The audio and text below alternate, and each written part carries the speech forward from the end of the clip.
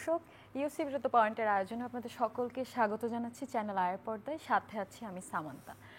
দর্শক, আমরা জানি যে তত্ত্বাবধায়ক সরকার ব্যবস্থা বাতিল হওয়ার পর গত 3টি জাতীয় সংসদ নির্বাচন হয়েছিল আওয়ামী লীগ সরকারের আমলে, কিন্তু এখন আবার তত্ত্বাবধায়ক সরকার ফিরে আসার আপিল চলছে, শুনানি চলছে, কথা হচ্ছে। আমরা এখনো জানি না যে কি হবে এবং সেই সম্পর্কে আমরা জানতে চাই।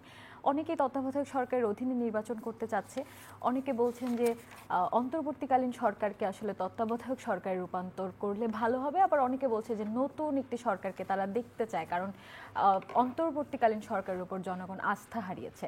সেই সব কিছু নিয়ে কথা বলবো নির্বাচনের সংশয় নিয়ে। আমাদের বিষয় নির্বাচিত হয়েছে নির্বাচন নিয়ে সংশয়ের জনগণ। আসলে আমরা সাধারণ জনগণ হিসেবে কতটা সংশয়ে আছি সেটা জানার চেষ্টা করব। আমাদের সাথে দুইজন অতিথি উপস্থিত আছেন অ্যাডভোকেট মোহাম্মদ রেজাউল ইসলাম ভূঁইয়া, প্রেসিডিয়াম সদস্য ও অতিরিক্ত মহাসচিব জাতীয় পার্টি, এবং আমাদের সাথে আছেন ব্যারিস্টার আব্বাস ইসলাম খান নোমান, কেন্দ্রীয় নির্বাহী পরিষদ সদস্য ও shadow affairs secretary AB party. স্বাগতম আপনাদের দুজনকে, ধন্যবাদ সময় দেওয়ার জন্য। আমি রেজাউল ইসলাম ভূঁইয়াকে দিয়ে প্রথমে শুরু করতে চাই। জাতীয় পার্টি নির্বাচনে অংশগ্রহণ করছে কিনা? জাতীয় পার্টি নির্বাচনে অংশগ্রহণ করবে, এটা স্বাভাবিক। জাতীয় পার্টি নির্বাচনমুখী দল, কিন্তু কিছু বিষয় লক্ষণীয়। সেই বিষয়টা হলো যে আপনি দেখবেন যে একটি নিবন্ধিত দল হিসেবে যেরকম তার বাক স্বাধীনতা প্রকাশ করার একটি পরিবেশ, সেই পরিবেশটা জাতীয় পার্টি পাচ্ছে না। জাতীয় পার্টিকে ফ্যাসিস্টের দূষর একটা তকমা লাগিয়ে আপনার সাংবিধানিক অধিকার হরণ করা হচ্ছে, এবং আপনার আমরা যেটাকে লেভেল প্লেইং ফিল্ড বলি, যে সবার জন্য সমান সুযোগ থাকতে হবে। এখন এই কার্যত দৃশ্যমান, আমরা তো মাঠ পর্যায়ে মিছিল মিটিং করার স্বাধীনতা নেই, আমরা তো নিষিদ্ধ দল না। জাতীয় পার্টি নির্বাচন কমিশনে একটি নিবন্ধিত দল হিসেবে আমরা কোনো গণহত্যার সাথে জড়িত ছিলাম না, তারপরে সন্ত্রাসের সাথে জড়িত ছিলাম না। কোনো ইয়েতে যদি আমরা এরকম প্রমাণিত হতো যেভাবে আওয়ামী লীগের কার্যক্রমকে স্থগিত করা হয়েছে, দল হিসেবে হয়নি, এটাও জাতীয় পার্টির বিরুদ্ধে করা হয়নি। তারপরেও সভা সমাবেশে বাধা দেওয়া হচ্ছে। এখন নির্বাচনে যদি এই লেভেল প্লেইং ফিল্ড না দেওয়া হয়, আর আমাদের প্রার্থীদেরকে অবাধে নির্বাচন অন্যান্য প্রার্থীর মতো সুযোগ না দেওয়া হয়, তাহলে জাতীয় পার্টি নির্বাচনের ব্যাপারে একটা বিবেচনা করবে। এর বাইরে এখন যে অবস্থা চলছে, সেই অবস্থার মধ্যে নির্বাচনের পরিবেশ আছে কিনা, এইটাই জাতীয় পার্টির সংশয়ের মধ্যে আছে। এক হলো মব চলছে, দ্বিতীয়ত হলো আইন শৃঙ্খলা পরিস্থিতির যে মনোবল 5 আগস্টের পরে ভেঙে গিয়েছে, সেই মনোবল পুলিশ ওইভাবে দাঁড়াতে পারে নাই। আমরা দেখছি আপনি ঘরে নিরাপদ না, রাস্তায় নিরাপদ না, আপনার বাড়িতে হামলা হচ্ছে, অফিসে হামলা হচ্ছে, বিভিন্নভাবে বিভিন্ন জায়গায় আইন শৃঙ্খলা পরিস্থিতি সেগুলো রক্ষা করতে পারছে না। এই অবস্থায় সমস্ত বাংলাদেশে যখন একসাথে নির্বাচন হবে, আমাদের এই রকম শক্তি কিন্তু এই বাংলাদেশে আইন শৃঙ্খলা বাহিনীর এখন পর্যন্ত নেই, এবং সরকারের সেই সদিচ্ছাও লক্ষ্য করা যাচ্ছে না। আপনাকে নির্বাচন করতে হবে অবাধ, সুষ্ঠু, অংশগ্রহণমূলক এবং নিরপেক্ষ, এবং সেই পরিবেশ দিতে হবে। এখন আপনি যদি সেই পরিবেশ দিতে ব্যর্থ হন, তাহলে নির্বাচনে জাতীয় পার্টি সহ অনেকেই যাবে কি যাবে না সেটার ব্যাপার আছে। আবার দ্বিতীয় হলো, এখন অনেকেই তো নির্বাচনের প্রশ্নে অনেকগুলা জিনিস সামনে নিয়ে আসছে, পিয়ার সামনে নিয়ে আসছে, গণভোট সামনে নিয়ে আসছে। আদৌ নির্বাচনটা যেই সময় ঘোষিত হচ্ছে সেই সময়ের মধ্যে হবে কি না, এইটা নিয়েও কিন্তু একটা সংশয়ের ব্যাপার আছে। কাজেই নির্বাচনের সময় আসুক, তফসিল ঘোষণা হোক, তারপরে জাতীয় পার্টি তো নির্বাচনে যাবে না এই কথা তো আর বলে নাই। জাতীয় পার্টি তো নির্বাচনে না যাওয়ার কোনো ঘোষণা দেয়নি। তফসিল ঘোষণা হওয়ার পরে জাতীয় পার্টি পরিস্থিতি দেখবে, লেভেল প্লেইং ফিল্ড থাকবে কিনা, সব কিছু মিলিয়ে যদি হয় জাতীয় পার্টি নির্বাচনে অংশগ্রহণ করবে, অতীত নির্বাচন। ধন্যবাদ আপনাকে। আমরা নোমানের কাছে শুনবো। এবি পার্টি কি ভাবছে যে নির্বাচনের জন্য কি আসলে সেই উনি যেটি বলছিলেন যে ওই পরিবেশটা আছে নির্বাচনে যাওয়ার মতো? আমরা তো মনে করি যে পরিবেশটা তৈরি আমাদেরকেই করতে হবে, রাজনৈতিক দলগুলোকে। কারণ ফেব্রুয়ারিতে যেই ডেডলাইনটি দিয়েছে বর্তমান সরকার, ফেব্রুয়ারির মধ্যে যদি আমরা নির্বাচন না করতে পারি, আমাদের দেশে তো আমরা একটা আনস্টেবল একটা পজিশন আমরা চলে যাব। আমি মনে করি সকল পার্টি কিন্তু প্রস্তুত। বিএনপি প্রস্তুত, তার প্রস্তুতি নিচ্ছে। জামাত অনেক আগে থেকেই তার প্রস্তুতি নিয়ে কাজ করছে। এবি পার্টি আমরা রিসেন্টলি আমাদের প্রার্থীদের ঘোষণা শুরু করেছি। কয়েকদিন আগে আমরা 109 জন সংসদ সদস্য প্রার্থীদের নাম ঘোষণা করেছি। তো আমরা প্রস্তুতি নিচ্ছি। আমরা মনে করি ফেব্রুয়ারিতে নির্বাচন হবে। এখন জাতীয় পার্টির জন্য এটা একটু ডিফারেন্ট। এটা কারণটা হচ্ছে যে জাতীয় পার্টি আওয়ামী লীগের জাতীয় পার্টিকে যে আওয়ামী লীগের দোসর বলা হয়, সেখানে আপনারা কি মনে করছেন? জাতীয় পার্টিকে আসলে আওয়ামী লীগের মতোই আরেকটি দল যাকে জনগণ পছন্দ করে না? জাতীয় পার্টিকে ফ্যাসিস্ট? আমি যেটা মনে করি আর কি, যে জাতীয় পার্টির যে ভূমিকাটা গত 3টা নির্বাচনে, এটা খুবই দুঃখজনক জাতীয় পার্টির মতো একটা দলের জন্য। প্রথমত হচ্ছে, আপনি যদি চিন্তা করেন গত 3টা অবৈধ নির্বাচনকে তারা বৈধতা দিয়েছে। ডামি নির্বাচনে তারা দাঁড়িয়েছে যখন সকল রাজনৈতিক দলগুলো দাঁড়ায়নি, তারা দাঁড়িয়েছে। এবং শুধু তাই না, আপনি যদি তাদের দেখেন, আপনি আওয়ামী লীগ আর জাতীয় পার্টিকে কিন্তু গত 15 বছর আলাদা করতে পারবেন না। জাতীয় পার্টি যে তখনকার সময়, যেমন একজন এমপি, মহিলা এমপি, উনি সংসদে দাঁড়িয়ে শেখ হাসিনা অনেক মানে ভালো কথা বলেছে শেখ হাসিনা 50 বছর ক্ষমতায় থাকুক। আপনি দেখবেন পোস্টারিংয়ে যখন তারা পোস্টারিং করেছে গত নির্বাচনের আগে, তারা বলেছে জাতীয় পার্টি এবং আওয়ামী লীগের মনোনীত প্রার্থী। তার মানে হচ্ছে, আপনি আওয়ামী লীগ যে কাজটা করেছে, 1 নম্বর আমাদের দেশে গণতন্ত্র নষ্ট করেছে, এটার জন্য জাতীয় পার্টি দায়ী আছে, তাদের একটা দায় রয়েছে এখানে।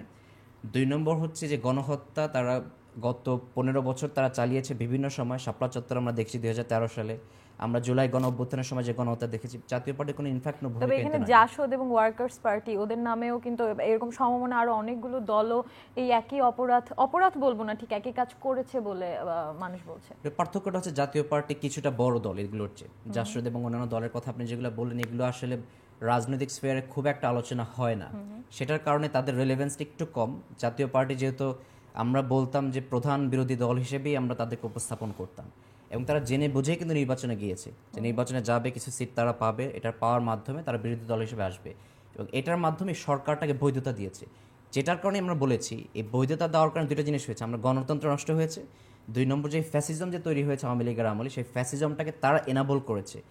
এনাবল করার কারণেই আমি মনে করি মানুষের মধ্যে যে অ্যাঙ্গার এবং ক্ষোভটা রয়েছে, এটাকে আমাদের একটু সময় দিতে হবে।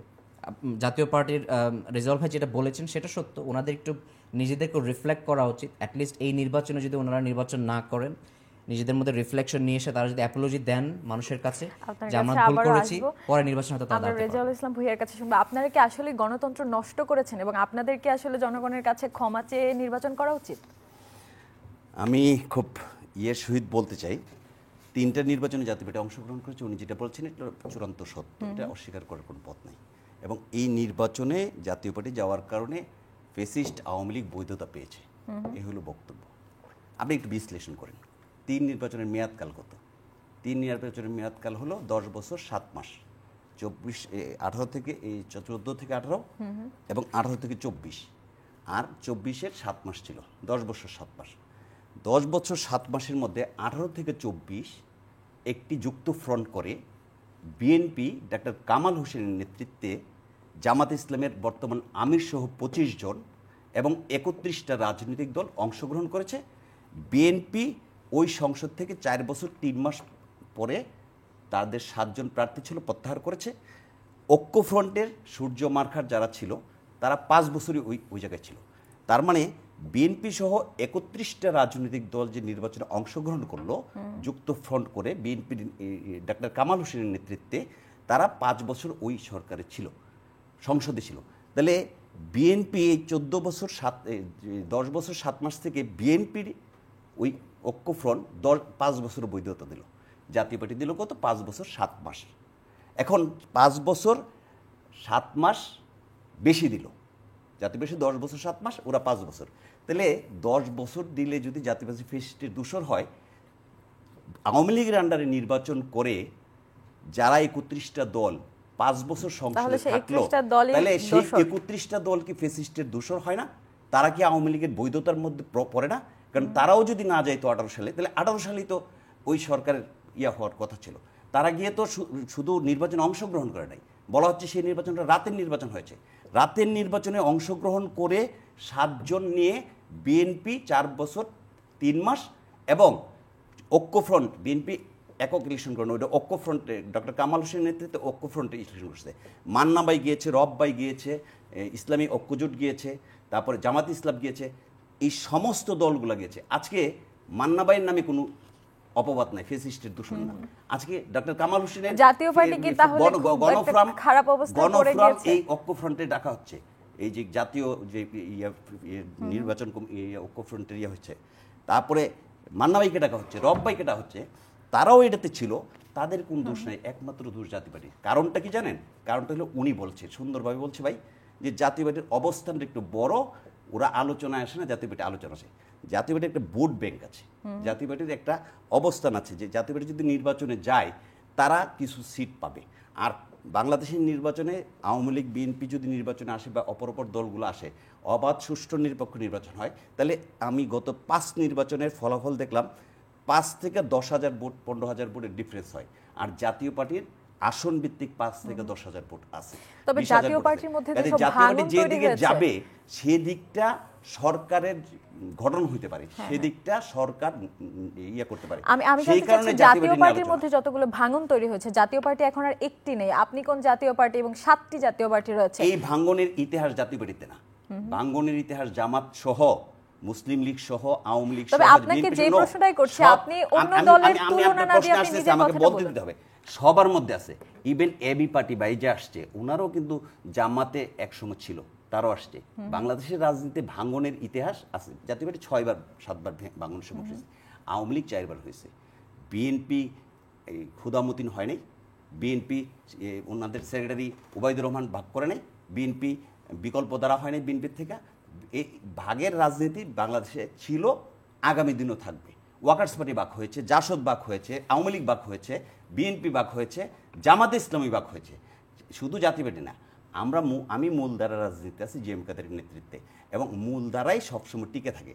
আপনি যখন আওয়ামী লীগ বিভিন্নভাবে বিভক্ত হলো, রাজ্জাক ভাই বাকশাল করলো, তারপরে মালিক সাহেব আলাদা হলো, তারপরে মিজান সাহেব আলাদা হলো, তারপরেও মূল স্রোত টিকে ছিল। বিএনপি যখন ওবায়দুর রহমানটা চলে গেল, হুদামুদ্দিনটা চলে গেল, তারপরও মূল স্রোত টিকে ছিল। আমি মূল অনেক স্রোতে আছি, ধন্যবাদ মূল রেজাউল স্রোতে ইসলাম ইনশাআল্লাহ প্রিয়া। টিকবে। আমরা আব্বাস ইসলাম খান নোমানের কাছে শুনবো, যে উনি বলছিলেন যে জামাতও ভাগ হয়েছে, তো জামাতের একটা ভাগ হিসেবে কি এবি পার্টির জন্ম হলো? না, উনি ওখান থেকে আমি মনে করি রং। কারণ হচ্ছে যে জামাত তো এখানে ভাগ হয়নি, আমরা তো জামাত ভেঙে জামাত থেকে বের হয়ে এসে নতুন আরেকটা জামাত করিনি। তবে জামাতের বি টিম বা জামাতের শাখা হিসেবে কিন্তু অনেকে এবি পার্টিকে মনে করে থাকেন। এটা সত্য। এটার কারণ হলো যে আমাদের দলের একটা বড় অংশ কিন্তু জামাত থেকে এসেছে, যারা একসময় জামাতের রাজনীতি করতো। কিন্তু আবার এটাও সত্য যে আমরা যারা অনেকেই কখনো জামাতের রাজনীতি করিনি, এবং আমাদের এমনও অনেকে আছেন যে যারা বাম দল থেকেও কিন্তু এসেছে। আমরা একটা সেন্ট্রিস্ট পার্টি, সেখানে সকল দল থেকে আমাদের লোকজন আছে। বাট এটা সত্য, জামাত থেকে এক গ্রুপ লোক এখানে এসেছে, তারা জামাত মনে করেছে জামাতের জন্য তাদের আমরা যে নতুন রাজনীতির কথা চিন্তা করছি এটা যেন সুইটেবল না।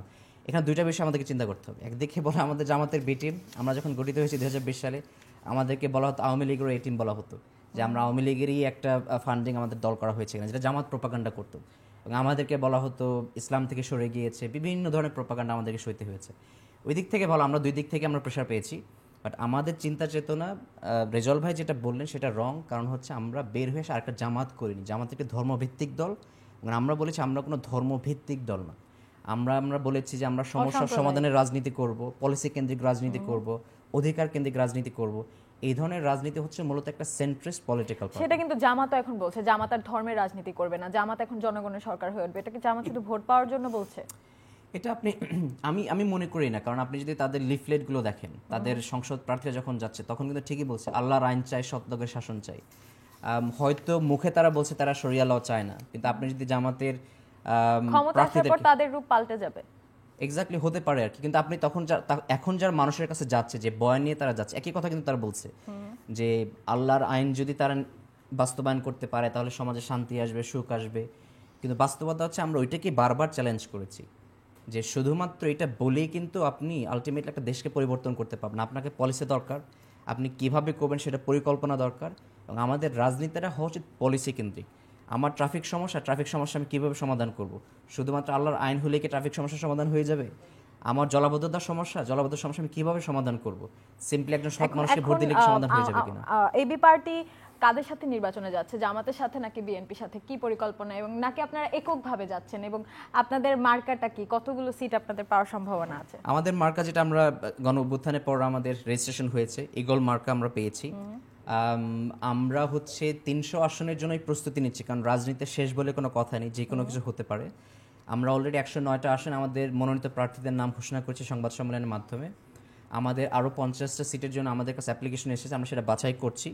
তার মানে হচ্ছে আমরা 300টা আসনের জন্য প্রস্তুতি নিচ্ছি। কিন্তু আমরা যেটা বারবার বলেছি, আমরা চাই যে জামাতের অলরেডি একটা ডানপন্থী জোট আছে, বিএনপির অলরেডি একটা জোট আছে।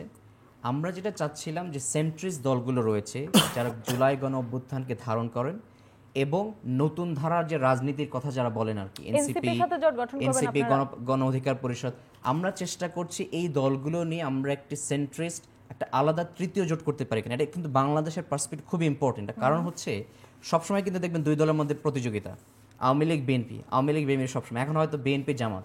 আমরা সেখান থেকে বের হয়ে এসে যদি একটা তৃতীয় ধারার জোট নিয়ে আসতে পারি, মানুষের কাছে অপশনটা থাকবে যে সেন্ট্রিস্ট একটা দল রয়েছে, তাদেরও নতুন চিন্তা আছে, বাংলাদেশ নিয়ে তার স্বপ্ন দেখে, পরিকল্পনা আছে, পলিসি আছে, তখন মানুষের কাছে এই জায়গাটা যেমন প্রতিযোগিতাটা তৈরি হবে, তখনই আমি মনে করি আমাদের তবে, গণতন্ত্র দাঁড়াবে। জুলাই আন্দোলনের পর কিন্তু এনসিপি ওই কথা বলেছিল যে আসলে আমরা তো একই ধারার রাজনীতি দেখে দেখে বড় হয়েছি, এখন একটা নতুন দলের দরকার। ছাত্ররা যখন সামনের সারিতে ছিল, ছাত্ররা ভালোবাসাও পেয়েছিল অনেক, কিন্তু সেই আশাটা কিন্তু এখন ভঙ্গ হয়েছে। এনসিপি এখন আর অতটা জনপ্রিয় নেই মানুষদের কাছে। তাহলে আপনারা আবার ওদের সাথে জোট গঠন করে, বা আপনারা যেটা বলছেন নতুন ধারার রাজনীতিতে আসতে চান, সেটা করে কতটুকু আপনারা জনগণের কাছে পৌঁছাতে পারবেন? আবার আরো একটি প্রশ্ন এখানে আছে, যদি এনসিপি আপনাদেরকে রেখে আবার বিএনপির সাথে জোট গঠন করে? এই সব ধরনের ক্যালকুলেশন কিন্তু রাজনীতি রাখতে হবে, এটা থাকতেই পারে, এটা স্বাভাবিক। তো সেক্ষেত্রে আমরা বলছি আমরা যেটা চাওয়াটা, তার মানে এটা না যে এটা হয়ে যাচ্ছে বা হবে, কারণ আমাদের মধ্যে আলোচনা চলছে, আমরা চেষ্টা করছি। কারণ আমরা চাই যেটা একটা সেন্ট্রিস্ট আলাদা তৃতীয় জোট যদি থাকে, প্রতিযোগিতা হবে, মানুষের মধ্যে অপশনগুলো থাকবে। এটা সত্য, এনসিপি যে আশা তৈরি করেছিল, আমরা আলাদা পার্টি হওয়ার কারণে কিন্তু এনসিপিকে আমরা যথেষ্ট পরিমাণ সাপোর্ট দিয়েছি, যে আমরা মনে করেছি বাংলাদেশের নতুন ধারার রাজনীতিটা আসা দরকার। সেটা তারা কিছু জায়গাতে বিভিন্ন কেলেঙ্কারির কারণে, বিভিন্ন সমস্যার কারণে তারা সে পর্যায়ে যেতে পারেনি, হতাশা তৈরি হয়েছে। কিন্তু আমি পার্সোনালি বিশ্বাস করি এখনও যারা এনসিপি লিডারশিপ যারা আছেন যথেষ্ট কেপেবল আছেন, যারা দুর্নীতির শিকার হয়েছেন অনেকে সরে গিয়েছেন, এবং রাজনীতিটা হয় কিন্তু অনেক সুবিধাবাদী লোকজন আসে যারা চেষ্টা করে বিভিন্নভাবে সুবিধা নেওয়ার জন্য, কিন্তু আলটিমেটলি তাদের বয়ান যদি ঠিক থাকে, আমি মনে করি যে আমরা একসাথে যদি চলতে পারি এবং একসাথে একটা জোট করে যদি মানুষের কাছে যেতে পারি, মানুষ এখন আপনি দেখবেন বিভিন্ন পরিসংখ্যানে কিন্তু 37 থেকে 45% কিন্তু এখনও আনডিসাইডেড। আমরা যখন মানুষের যাচ্ছি, মানুষের সাথে কথা বলছি, এখনো তারা বলছে আমরা ডিসাইডেড হতে এই পারিনি। নিয়ে আসলে জনগণের সংশয়টা যে নির্বাচনের মাত্র 3 মাস আগে এখনো অত বাধা বিপত্তির মুখে থাকাটা আসলে জনগণের উচিত না। আপনার কাছে আবারও আসবো, আমরা রেজাউল ইসলাম ভূঁইয়ার কাছে শুনবো। রাজনীতিতে আসলে শেষ বলে কোনো কথা নেই, সেই কথা ধরে যদি আপনাকে জিজ্ঞেস করি যে জাতীয় পার্টি, তাহলে জাতীয় পার্টির এতগুলো দল, লাঙলটা আসলে কে পাবে? এবং লাঙ্গল তো জিএম কাদের নামে আছে, এটা কি মানে নির্বাচন কমিশন আমার জানা মতে আজকে 5টা পর্যন্ত এটা কোনো পরিবর্তন হয় নাই। তাহলে কে পাবে এই প্রশ্নটা কেন আসবে? কারণ এটা তো আছে একজন নামে, উনি দলের চেয়ারম্যানও আছে। জিএম কাদের না চেয়ারম্যান থেকে বাতিল হয়েছে, না জিএম কাদের নামে নির্বাচন কমিশন লাঙ্গল কেটে দিছে, কিছুই হয়নি। কিন্তু বড় বড় নেতারা তো ভাগ হয়ে গিয়েছেন এবং তাদের একটা গ্রহণযোগ্যতা কিন্তু জনগণের মধ্যে আছে। ব্যাপার না, অতীতে বড় নেতা ছোট নেতার ব্যাপার না, ব্যাপার হলো আমাদের দল এরকম হয়েছে, কাজী জাফর আহমেদ প্রধানমন্ত্রী ছিল, উনি দলভাগ করেছেন, লাঙ্গল পান নাই। শাহ মুয়াজ্জেম দলভাগ করেছেন, লাঙ্গল পান নাই। আওয়ামী লীগ ক্ষমতায় থেকে 96 সালে তাদের যোগাযোগ মন্ত্রী আমাদের দলের মহাসচিব ছিল, তারা দিয়ে দল ভাঙিয়েছে, সেও পান নাই। গত নির্বাচনের আগে রওশনের সাথে এরশাদের স্ত্রী, তাকে দিয়ে দল ভাঙিয়েছিল, সেও পায়নি। কাজে জিএম কাদেরের নামে আছে, এটা হলো আমাদের কাউন্সিলের মধ্য দিয়ে যেইভাবে লাঙ্গল আসার কথা ধারাবাহিকভাবে মূল দলের সাথে আছে, সেটা এখনো নেওয়া হয়নি। কাজে লাঙ্গল কে পাবে এই প্রশ্নই তো আসে না, কারণ লাঙ্গল তো জিএম কাদের নেয় অলরেডি 12 আমাদের নিবন্ধন নাম্বার প্রতীক হলো লাঙ্গল। এটা যদি নির্বাচন কমিশন বাতিল করে, তখন প্রশ্ন আসবে লাঙ্গল কে পাবে। রাজনীতি শেষ কথা বলতে কিছু নাই, এটা আপনি একদম সঠিক বলেছেন।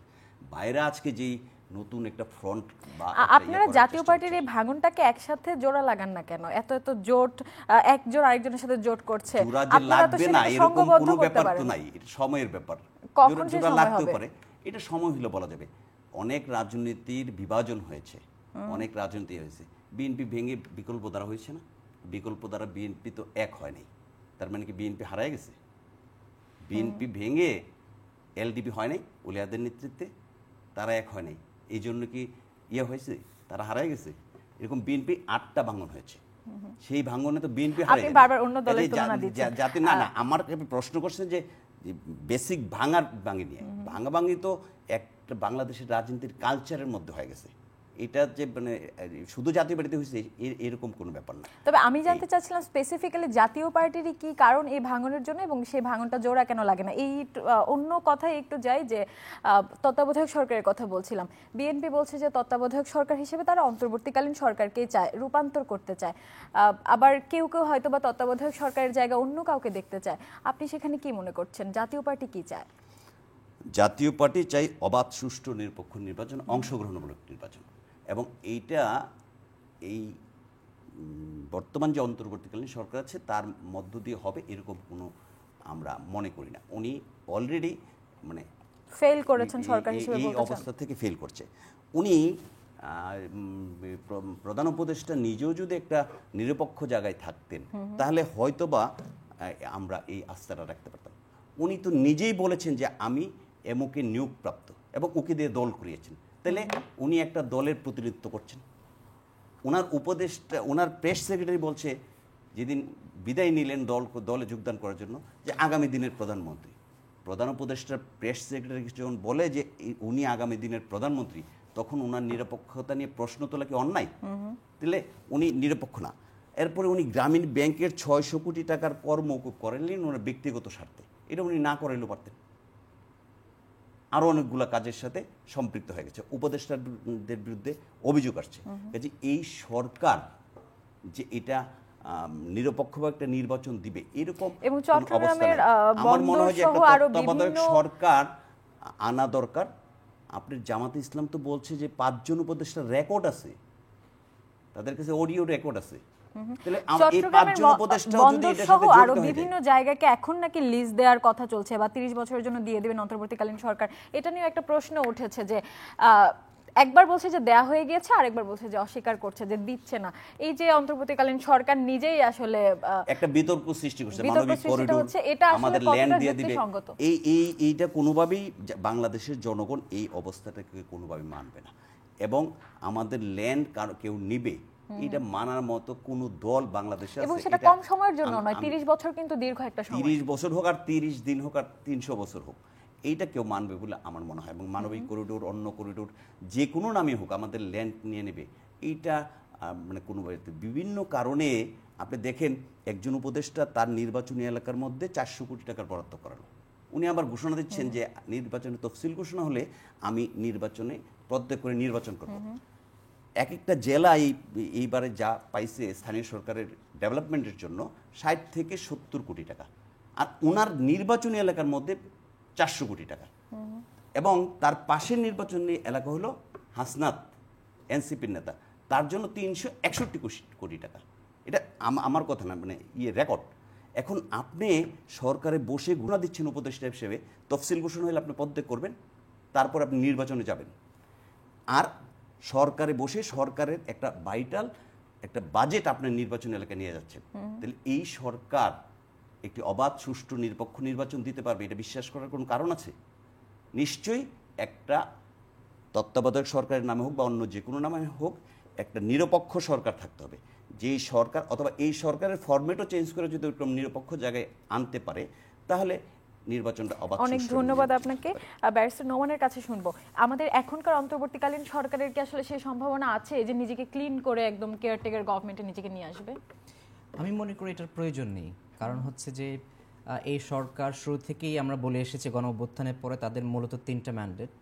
একটা হচ্ছে রাষ্ট্র শাসন করা, কারণ হচ্ছে আমাদের রাষ্ট্রটাকে আওয়ামী লীগ যে অবস্থায় রেখে গিয়েছিল, আমাদের একটা ভয় ছিল যে আমরা ফাইন্যান্সিয়ালি একেবারে কলাপস করব কিনা। ম্যান্ডেটের কথা জনগণ অনেক শুনেছে, সেই 3টার একটাও কি পালন করা হয়েছে বা বাস্তবায়িত হয়েছে? আমি মনে করি করা হচ্ছে। আর অনেকগুলো কারণ। এটা কারণ হচ্ছে যে এটা মানুষের মধ্যে সমালোচনাটা হয় কারণ সরকার সে পিআরটা নাই। আওয়ামী লীগ যেটা করতো কোটি কোটি টাকা তার খরচ করতো পিআরের জন্য, সরকার আবার সেটা করছে না, কারণ এই টাকাটা তার অপচয় মনে করছে। কিন্তু 1 নম্বর হচ্ছে আমরা কিন্তু ফাইন্যান্সিয়ালি কলাপস করিনি, এটা আমাদের জন্য একটা বড় অর্জন। 2 নম্বর হচ্ছে যে আপনি চিন্তা করেন একটা গণ অভ্যুত্থানের পরে আমাদের আর্মড পুলিশ কিন্তু প্রায় চলে গেছে, পালিয়ে গিয়েছে। সেখান থেকে তারা এখন একটা স্টেবল পর্যায়ে নিয়ে এসেছে। আমরা যদি দেখি আমাদের ব্যাংকগুলো প্রায় ধ্বংস হয়ে গিয়েছিল, সেখানেও তারা একটা স্টেবল পর্যায়ে নিয়ে আসতে পেরেছে। এ কারণে আমরা যদি বলি তাদের সমালোচনা আমরা অবশ্যই করবো, জবাবদিহি করবো, এটাই আমাদের কাজ রাজনীতিবিদ হিসেবে। কিন্তু আমি মনে করি তারা রাষ্ট্র শাসন, তারা যে অবস্থায় রেখে গিয়েছিল আওয়ামী লীগ, সেটা তারা রাষ্ট্র শাসনটা করতে পেরেছে। দেয়ার আর হিকআপস পথে, কিন্তু তারা আমি মনে করি করতে পেরেছে। 2 নম্বর হচ্ছে সংস্কার। সংস্কার কিন্তু একটা লম্বা প্রসেস, এইটার ফলটা কিন্তু আপনি 6 মাস 1 বছর 1.5 বছরে পাবেন না। কিছু সংস্কার তারা করেছে, যেমন ধরেন বিচার বিভাগকে আলাদা করে দেওয়া, এটা একটা বিরাট বড় সংস্কার।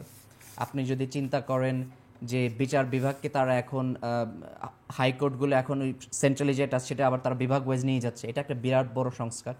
এবং এই ধরনের আরও হাজারো সংস্কার তারা করছে, যেটার ফল আমরা এখন হয়তো পাচ্ছি না, 2 বছর পরে পাবো। 3 নম্বর যারা সংস্কার তারা কাজ করেছে, রাজনৈতিক দলগুলোর সাথে বসে অন্তত 84টা বিষয়ে তার ঐক্যমত্য নিয়ে আসতে পেরেছে, যেটা আমাদের দেশের জন্য একটা বড় কাজ। আরো বিতর্কের সৃষ্টি হয়েছে। এনসিপি বলছে যে এক দলকে বাদ দিয়ে অন্য দল যদি কোনো একটা সিদ্ধান্ত নেয় তাহলে সেটা ঐক্যমত হয় না। আবার বিএনপি বলছে যে সকলকে ঐক্য গঠন করে আগাতে চায়। এখন কি আমরা শুনতে পাচ্ছি যে রাজনীতিতে অনেক ভাঙনের সৃষ্টি হয়েছে, সমন্বয় হচ্ছে না, এখন কি সেই ঐক্যমতের অবস্থায় আছে সব রাজনৈতিক দল? এটা সত্য, তাদের মধ্যে এই ডিফারেন্সটা বাড়ছে, কিন্তু এটাও সত্য যে তারা 84টা বিষয়ে মোরালেস 33টা দলের মধ্যে বেশিরভাগ দল কিন্তু একমত হতে পেরেছে। নোট অফ ডিসেন্ট যেটা রয়েছে 9 থেকে 11টা জায়গাতে নোট অফ ডিসেন্ট রয়েছে, তার মানে হচ্ছে ম্যাক্সিমাম সংস্কার প্রক্রিয়া কিন্তু অলরেডি অ্যাগ্রি করা হয়েছে। যেমন আজকে আমরা আলোচনা করছি, তত্ত্বাবধায়ক সরকার নিয়ে আলোচনা হয়েছে, তত্ত্বাবধায়ক সরকারের ব্যাপারে কিন্তু অলরেডি জাতীয় সনদ যেটা গঠন করা হয়েছে, ড্রাফট করা হয়েছে, সেখানে কিন্তু অলরেডি আছে। আমি যেটা মনে করি আর কি, যে এটা একটা ম্যান্ডেট ছিল সংস্কার, তার কাজ করতে পেরেছে, পথে অনেক বাধা ছিল, তারপরও তার সামনে এগোতে পেরেছে। 3 নম্বর ম্যান্ডেট হচ্ছে তাদের ইলেকশন। তার মানে হচ্ছে যে অলরেডি ম্যান্ডেট আমরা তাদেরকে দিয়েছি গত 1-1.5 বছরে, এবং সেটার জন্য তারা প্রস্তুতি নিচ্ছে। এটার জন্য আলাদা করে কোনো তত্ত্বাবধায়ক সরকার প্রয়োজন নেই, এই গভর্নমেন্টই পারবে। যেটা প্রয়োজন ছিল নির্বাচন কমিশন স্বাধীন, এবং আমরা মনে করি নির্বাচন কমিশন যথেষ্ট স্বাধীন আছে। আপনি মনে করছেন যথেষ্ট স্বাধীন, এনসিপি আবার মনে করছে যে যেতে যেতে জুতার তলা ক্ষয় হয়ে যাচ্ছে, তাও তারা প্রতীক পাচ্ছে না, পছন্দের প্রতীক। সেটাই আর কি, স্বাধীন বলতে এটাই বোঝাচ্ছে যে তারা স্বাধীন, তারা সরকার দ্বারা নিয়ন্ত্রিত হচ্ছে না। কারণ আমরা তো বলে থাকি অনেক সময়, সরকার দ্বারা নিয়ন্ত্রিত হচ্ছে না মানে কি? তাহলে কি এনসিপি এখন সরকার? সেটাই তো, আমরা তো অনেক সময় সমালোচনা করেন এনসিপি হচ্ছে সরকার। এনসিপি যদি সরকারে থাকতো তাহলে নির্বাচন কমিশন তো এই শাপলা প্রতীকটা তারা আটকেই রাখতো না। তো এই কিছুটা স্বাধীনতা রয়েছে বলেই কিন্তু তারা এটাকে আটকে রাখতে পেরেছে। সরকার কোনো প্রেশার কিন্তু এখানে ক্রিয়েট করতে পারছে না। সেই জায়গা থেকে আমি মনে করি তারা স্বাধীন। তবে তাদের প্রতীক চাওয়াটা কি যৌক্তিক? যদি যৌক্তিক না হয় তাহলে হয়তো চাইলেও প্রেশার ক্রিয়েট করতে পারবে না, আর যৌক্তিক হলে তো তাদের পাওয়া উচিত। সেখানে আপনি কি মনে করছেন? এখানে আমি যেটা মনে করি আর কি, যে তাদের চাওয়াটা যৌক্তিক। যেমন আমরা যেটা বলেছিলাম, আমরা কিন্তু যখন আমরা আমাদের নিবন্ধনের জন্য অ্যাপ্লাই করি, আমরা কিন্তু প্রতীক চেয়েছিলাম নোঙর। নোঙর প্রতীকটা কিন্তু আমাদেরকে না দিয়ে অন্য একটা দলকে দেওয়া হয়েছিল। পরবর্তীতে আমাদেরকে লিস্ট দিয়েছে, এই লিস্টের মধ্যে একটা চুজ করার জন্য। প্রিয় দর্শক, চ্যানেল আয়ের পর্দা থেকে আমরা এই মুহূর্তে বিদায় নিচ্ছি, কিন্তু আমরা আছি অনলাইনে সকল প্ল্যাটফর্মে, আপনারা আমাদের সাথে অনলাইনে যুক্ত হতে পারেন। শুনি আমরা। ওই যেটা বলছিলাম আর কি, যে আপনার হচ্ছে কি বলে, যেটা বলছিলাম, কোন বিষয় যেন বলছিলাম, এনসিপির ব্যাপারে, যে এনসিপি প্রতীক পাচ্ছে না। প্রতীকের বিষয়টা হচ্ছে যে আমরা যখন নোঙর চেয়েছিলাম, সে নোঙরটা কিন্তু অন্য একটা দলে দেওয়ার কারণে পরবর্তীতে একটা লিস্ট দেওয়া হলো, আমরা সেখান থেকে আমরা ইগল মার্কাটা বেছে নিই। কিন্তু এনসিপি যেটা হচ্ছে, আমি মনে করি দুই দিক থেকেই, একদিকে নির্বাচন কমিশন খুব বেশি রিজিড হচ্ছে, আবার অন্যদিকে মনে করি এনসিপিও খুব বেশি রিজিড হচ্ছে। আরেকটু ফ্লেক্সিবিলিটি দরকার এখানে, আমি মনে করি দুই জায়গায়। এই ব্যাপারে রেজাউল ইসলাম ভাইয়া কি বলবেন? না, আমি বাইরে যেটা বলছি এটার সাথে আমি একমত। কিন্তু একটা হলো যে যখন আপনি কোনো রাজনৈতিক দল নিবন্ধন করবে তখন তাকে একটা ফর্ম দেওয়া হয়। এই ফর্মে 3টা প্রতীক চয়েস করার একটা ঘর আছে, এবং ওই 3টা প্রতীক চয়েস করতে হবে নির্বাচন কমিশনের যে লিস্টেড প্রতীক আছে সেই প্রতীক থেকে।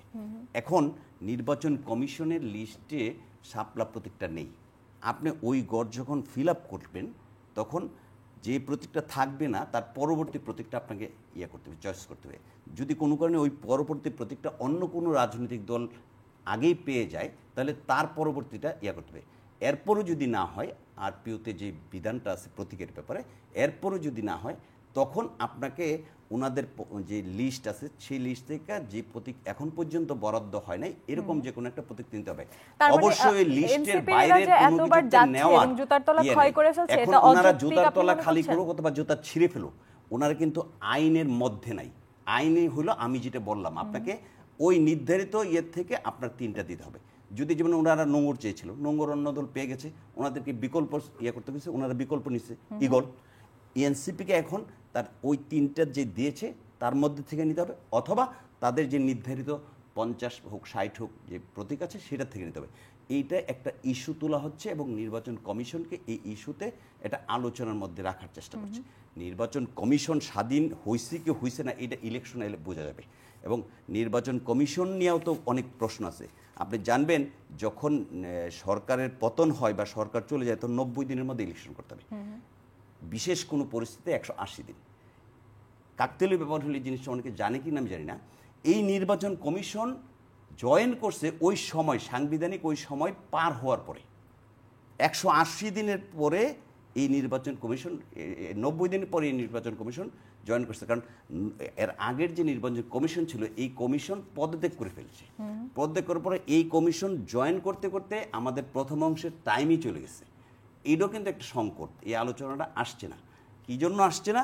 যেহেতু দেশ একটা বিপ্লবের মধ্য দিয়ে আসছে। আপনার সংবিধান কি বলে? আপনাদের এখন সরকার তো সংবিধানের বাইরের সরকার না।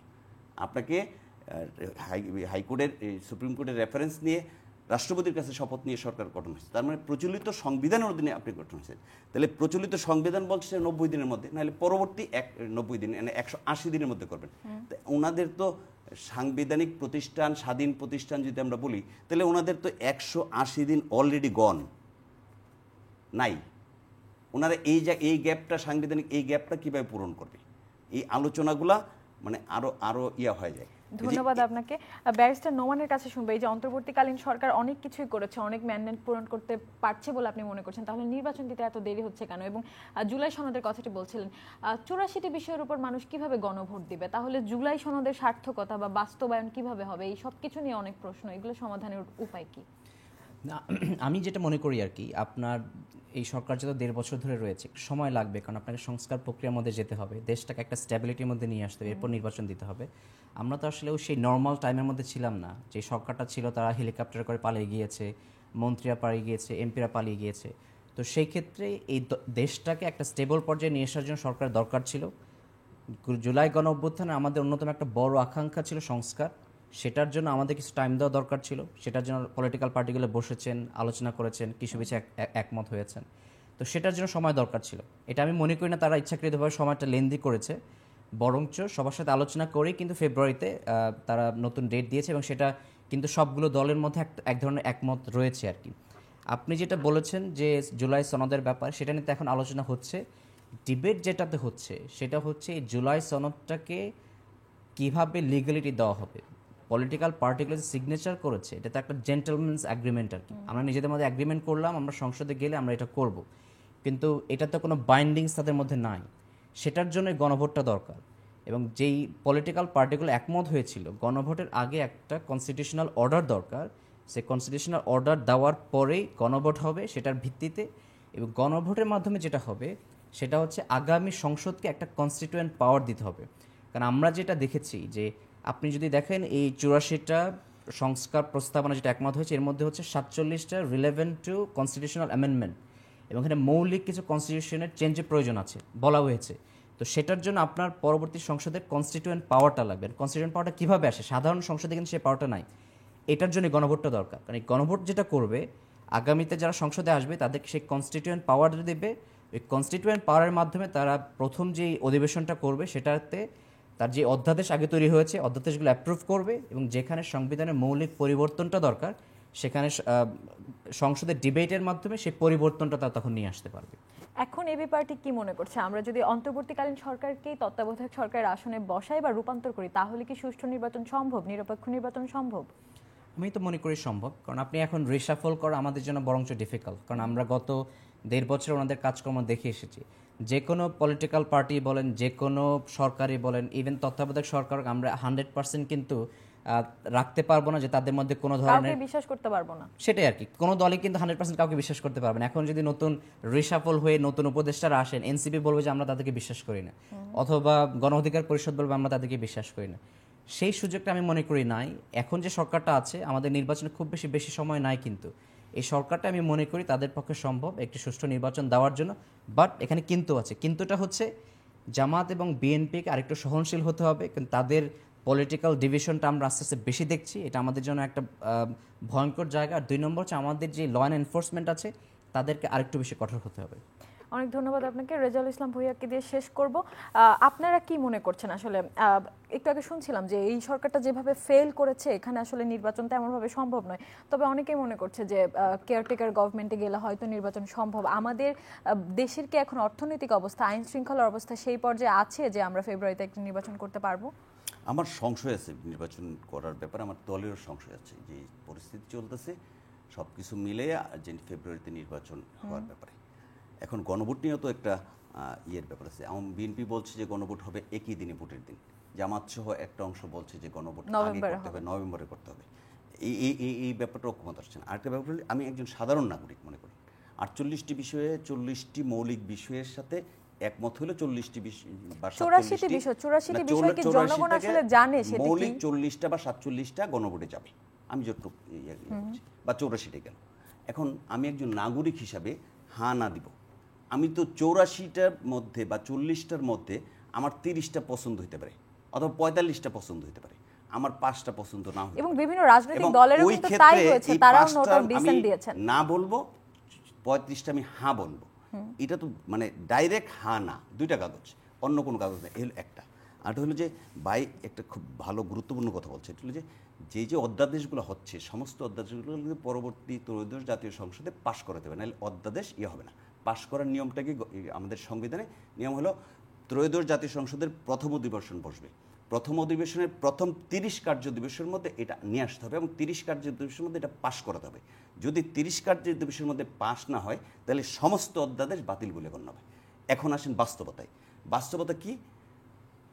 এই অধ্যাদেশ এবং এই সমস্ত ইয়েগুলো কাদেরকে নিয়োগ করা হলো? 31টা রাজনৈতিক দলকে নিয়োগ করা হলো। তার বাইরে কিন্তু একটা বিরাট অংশ আছে। আমি জাতীয়টাই করছি সেজন্য না, মনে করেন কোনো কারণে অবাধ, সুষ্ঠু এবং নিরপেক্ষ নির্বাচন হলো এবং ফলাফল যাদেরকে ডাকা হলো না, যাদের সাইন নেওয়া হলো না, তাদের পক্ষ গেল, 201 মেজরিটি হইল না, 201 মেজরিটি ছাড়া পাশ করা যাবে না, তাহলে সমস্ত অধ্যাদেশ সমস্ত কিছু কিন্তু বিফল হয়ে যাবে। আপনাকে জাতিকে একটা জায়গায় নিয়ে আসতে হতো, কারণ আপনি ভোট হলে জনগণ কাকে ভোট দিবে, এবি পার্টিরে দিবে নাকি জাতীয় পার্টিকে দিবে, এটা তো জনগণ ঠিক করবে। সরকারের উচিত হবে অবাধ, সুষ্ঠু, নিরপেক্ষ নির্বাচনের ব্যবস্থা করা। এখন ধরে নিলাম যারা যারা সাইন করলো তারা কোনো কারণে 201 পাইল না, 201-এর মধ্যে যারা সাইনের বাইরে থাকলো দলগুলা, তারা আসলো, তাদের তো কোনো দায়বদ্ধতা নেই সেটা পাশ করানোর। তখন কিভাবে পাশ করাবে? তখন তো 30 কার্য দিবসের মধ্যে এটা পাশ না হলে এটা বাতিল বলে গণ্য হবে। এবং এই যে একটা যজ্ঞ হলো গত 8 মাস যাবৎ, এই সমস্ত যজ্ঞ তো জ্বলে যাবে। এই যজ্ঞর তো কোনো, এই আলোচনার তো কোনো মানে ইয়েই থাকবে না। মানুষ 91 সালে একটা উদাহরণ দিই, সমস্ত জরিপ সমস্ত কিছু আওয়ামী লীগ সরকার গঠন করছে এবং আওয়ামী লীগ একটা ছায়া মন্ত্রিসভা করে ফেলেছে, বিএনপি প্রার্থী দেওয়ার লোক ছিল না। দেখা গেল জনগণ এমন কাজ করছে যে আওয়ামী লীগের সমস্ত জরিপকে বাতিল করে বিএনপিকে ক্ষমতা পাঠিয়ে দিচ্ছে। আজকে যারা স্বপ্ন দেখছে সরকারে যাবে, যদি অবাধ, সুষ্ঠু, নিরপেক্ষ নির্বাচন হয়, আন্তর্জাতিকভাবে চাপ আছে আওয়ামী লীগের নির্বাচনে নিয়ে আসা, আওয়ামী লীগ কিন্তু এখনও নিষিদ্ধ দল না, কার্যক্রম নিষিদ্ধ, অন্য অন্য দলগুলো যায় এবং তাদের একটা ভোটের পার্সেন্টেজ আছে, কোনো কারণে তারা মানে একটা ভালো সংখ্যক ভোট পাইল আর 201-এর মধ্যে এই অংশটা যেতে পারলো না, তাহলে কিন্তু এই সমস্ত আলোচনা সমস্ত কিছু বৃথা হয়। অনেক ধন্যবাদ। ব্যারিস্টার নোমানকে দিয়ে শেষ করবো, অনেক ছোট্ট করে বলবেন যে এই যে যদি আসলে উনি যে কথাই বলছিলেন অন্য একটা সরকার চলে আসে যিনি জুলাই সনদে সাইন করেনি, তাহলে কি আমাদের আন্দোলন, আমাদের গণ অভ্যুত্থান সব বিফলে যাবে, সব কিছু মুছে যাবে? এটা টু হাইপোথেটিক্যাল আর কি, কারণ এটা আমরা তো দেখতেছি না। আমরা যেই এখন যেটা দেখছি এদার বিএনপি, জামাত, তারা এখন বড় দল, এবং যদি আরেকটা জোট হয় এনসিপি পার্টি সহ, সেটা আরও বড় হবে। আমি মনে করি এই দলগুলোই সংসদে যাবে, এর বাইরে আমরা আওয়ামী লীগকে দেখছি না, জাতীয় পার্টিকেও দেখছি না যে তারা সরকারে যাওয়ার মতো অবস্থা এখন আছে। মানুষের মধ্যে যে ক্ষোভ, সেটা যদি আমরা চিন্তা করি, তো সেক্ষেত্রে এটাকে আমি অপটিমিস্টিক, আমি সবসময় একটু এটার ব্যাপারে অপটিমিস্টিক, কারণ আমরা কিন্তু এত সমস্যার পরেও একটা বিষয় একমত হতে পেরেছি। হয়তো এনসিপি সাইন করে নাই, কারণ হচ্ছে তারা একটি অধ্যাদেশ দেখতে চায়, গণভোটের বিষয়ে কনফার্মেশন চায় আর কি গভর্নমেন্ট থেকে। তো কিন্তু আলটিমেটলি আমি বিশ্বাস করি তারা সাইন করবে, আমাদের নির্বাচন হবে এবং নির্বাচনের পর যে সরকার আসবে, যেহেতু তারা অলরেডি কমিটেড এবং সাইন করেছে, তারা সংসদে যাওয়ার পর অধ্যাদেশগুলো পাস করবে ফার্স্ট আপনার অধিবেশনে, এবং যে সংবিধানের মৌলিক যে পরিবর্তনগুলো নিয়ে আসতে হবে, আমি মনে করি পলিটিক্যাল পার্টিগুলো সেই পরিবর্তনগুলো নিয়ে আসবে। অনেক ধন্যবাদ ব্যারিস্টার নোমান, রেজাউল ইসলাম ভূঁইয়াকেও ধন্যবাদ আজকে সময় দেওয়ার জন্য। প্রিয় দর্শক, আপনাদেরকেও ধন্যবাদ যারা এতক্ষণ ইউসিবি টু দ্য পয়েন্টের আয়োজনে আমাদের সাথে ছিলেন। আমরা নির্বাচন নিয়ে শুনলাম, নির্বাচনের সংশয় নিয়ে শুনলাম। কেউ কেউ মনে করছেন, কোনো দল মনে করছেন যে অন্তর্বর্তীকালীন সরকারের অধীনে তাকে কেয়ারটেকার গভর্নমেন্টে রূপান্তর করে সুষ্ঠু নির্বাচন সম্ভব। আবার অনেকে মনে করছেন এই অন্তর্বর্তীকালীন সরকার থাকলে নির্বাচন সুষ্ঠু হওয়া সম্ভব নয়, কারণ তিনি গভর্নমেন্ট হিসেবে অলরেডি ফেল করেছেন। জনগণ সেখানে কি ভাবছে সেটিও দেখার বিষয়, এবং সেটি আসলে প্রমাণিত হবে নির্বাচনের ভোটের মাধ্যমে। তাই আমরা চাই যত দ্রুত সম্ভব নির্বাচনে যেতে, এবং জনগণ যেন তাদের পছন্দের ভোট দিয়ে একটি গণতান্ত্রিক সরকার নির্বাচন করতে পারে। সেই প্রত্যাশায় ইউসিবি টু দ্য পয়েন্টের আয়োজন থেকে বিদায় নিচ্ছি।